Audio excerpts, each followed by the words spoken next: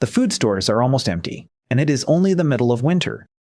You counted the dried meat again this morning, hoping you had miscounted the first time. You had not. Outside, snow has buried the berry bushes and frozen the river solid.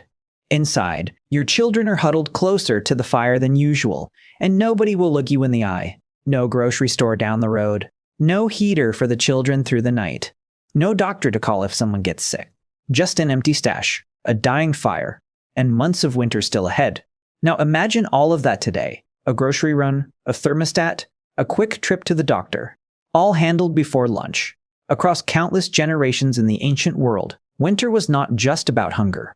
It was cold, sickness, and scarcity, hitting all at once, and it decided which families made it to spring. The strategies ancient humans built to survive all of it reveal a level of planning most people assumed did not exist until agriculture. So what did ancient humans actually do to survive the deadliest winters in human history? Let us start with something that should not have worked. Your skin is bare. No fur, no thick coat, nothing built for cold. Just the same thin, sensitive hide shared across early human populations.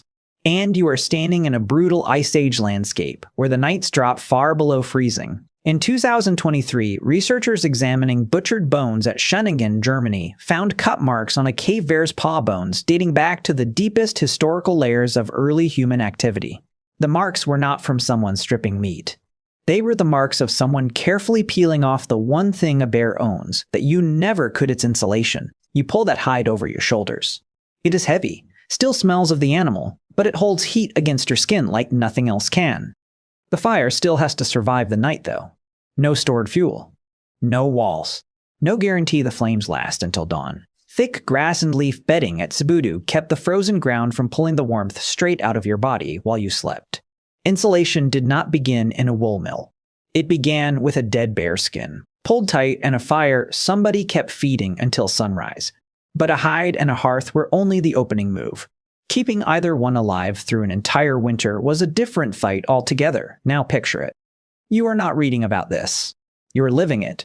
3 days in, and the rain has not eased for one single hour.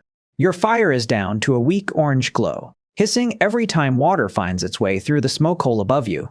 You feed it the driest twig you can find. It catches, then dies. Your hands are shaking, and not just from cold.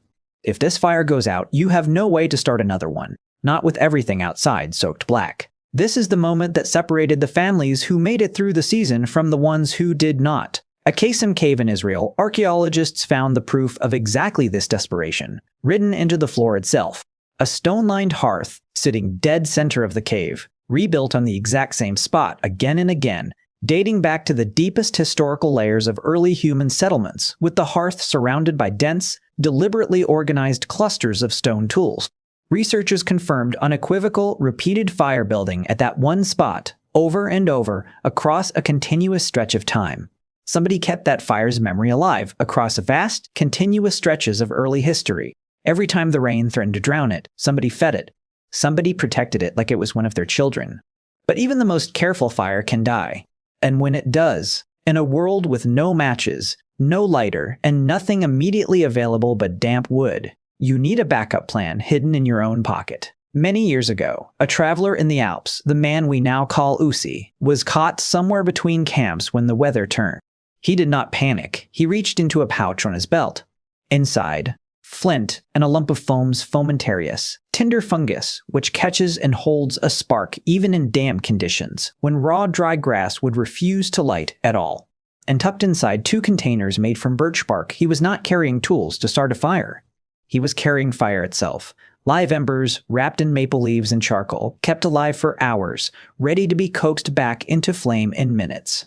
He had already solved tomorrow's problem before the storm even arrived. Now imagine you belong to an ancient community, tens of thousands of years before Ötzi, navigating the very same wilderness, and the wind is pulling at the branches you have leaned against the rock face. If they come apart, you sleep exposed. So you reach for cord, thin strands twisted from tree bark, and you bind the frame tight, the same skill etched into the archaeological record itself. At Aubry de Maris in France, archaeologists recovered exactly this kind of cord, 3 plies of inner bark fiber twisted together, dating back to an incredibly ancient historical era, providing some of the earliest direct evidence of fiber technology ever found. It proves something people once refused to believe, that early human communities could twist, ply, and engineer cordage strong enough to lash a tool to a handle, bind a bundle, or hold a frame together against a night exactly like this one. Different continents, different early populations, but the same storm, the same fear, and the same answer arrived at again and again. Protect the fire, reinforce the shelter, and never let the rain catch you with nothing. And when the storm finally passed, survival did not end. It just changed shape. Morning comes, but it does not feel like morning. The light through the cave mouth is gray and thin, and you do not rush to rise. There is nowhere to go. The permafrost pit behind camp still holds strips of dried meat and hardened fat, rationed in your head down to the mouthful. You move less today than you did yesterday, and you moved less yesterday than the day before. This is not laziness. There is no field to plant, no shift to work, no reason to burn calories your body cannot replace until spring. Every unnecessary movement is a bet against your own stored fat, and you have stopped taking that bet. Something remarkable happens to a body pushed this far into cold and hunger. Its metabolism drops. Wound healing slows. Bones remodel differently under prolonged nutritional stress.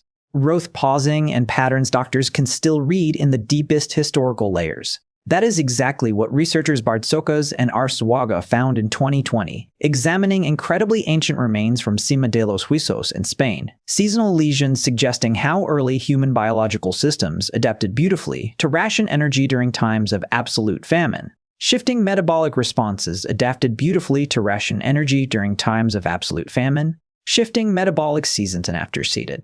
You are not simply freezing. You are carefully budgeting the ledger of your own life. Days shorten further. The fire burns lower to save fuel. And somewhere in that stillness, half asleep, waiting on the dark to finally turn, the real question is not whether you survive. It is what survival costs you. Here is what makes this quietly brutal in the deepest stretch of an Ice Age winter. Survival did not reward the strong. It rewarded the still. A bear's hide, peeled at Schöningen, saved a body with no fur of its own. A hearth at Kezem, relit for generations, kept human families from freezing in their sleep. A bed of leaves at Sabudu stood between a spine and frozen ground. And deep inside these ancient remains at Cima de los Huesos, growth itself learned to pause, the body rationing its own life to make it to spring. The next time you check what is left in the fridge before a grocery run, somewhere underneath that small, ordinary worry is someone counting dried meat down to the mouthful, praying the fire holds until dawn. We did not conquer winter. We learned to preserve our energy until it passed, and that ancient capability remains a testament to human resilience.